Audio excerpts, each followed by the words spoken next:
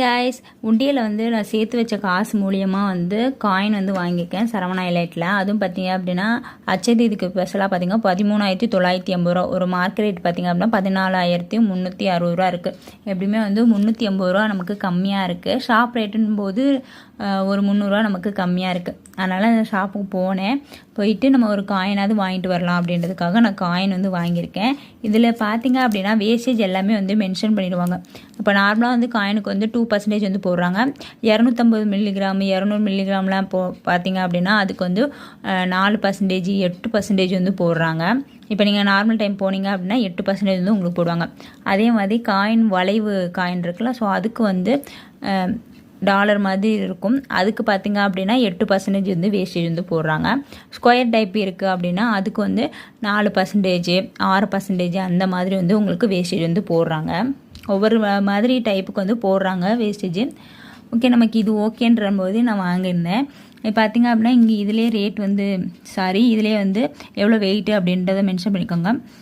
498 milligram வந்து இருக்குது. அதுக்கு பார்த்தீங்க அப்படின்னா கோல்டு ரேட்டு 13,980, நமக்கு 6,962 ரூபா வந்து வருது. ஜிஎஸ்டியோடு சேர்த்து எனக்கு 7,170 + 90 பைசா வருது. ரவுண்டு பண்ணி நமக்கு 7,171 ரூபா அப்படின்னு சொல்லிட்டு வந்துச்சு.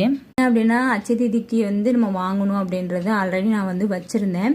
இந்த வாட்டி நம்ம மார்க்கெட் டைமோட கம்மியாக இருக்கே அப்படின்றதுக்காக நான் வந்து வாங்கிட்டேன். ஆல்ரெடி பார்த்திங்க அப்படின்னா கஜானா ஜுவல்லரியில் வந்து வாங்கி இருந்துச்சு. இதில் வந்து மார்க்கெட் ரேட் கம்மியாக இருக்குது அப்படின்னு நம்ம எப்படி இருக்குது அப்படின்னு சொல்லிட்டு ஷாப் போய் ஒரு வாட்டி விசாரிப்போம் அப்படின்றதுக்காக போனேன். பட் கோல்டு காயினுக்குமே அதே வேஸ்டேஜ் தான் வந்து இதே ரேட் தான் வந்து போடுறாங்க. அது மாதிரி நம்ம ஏதாவது அட்வான்ஸ் புக்கிங் வந்து பண்ணியிருந்தாலுமே எந்த ரேட்டு கம்மியாக இருக்கோ அந்த ரேட்டுக்கு வந்து தராங்க.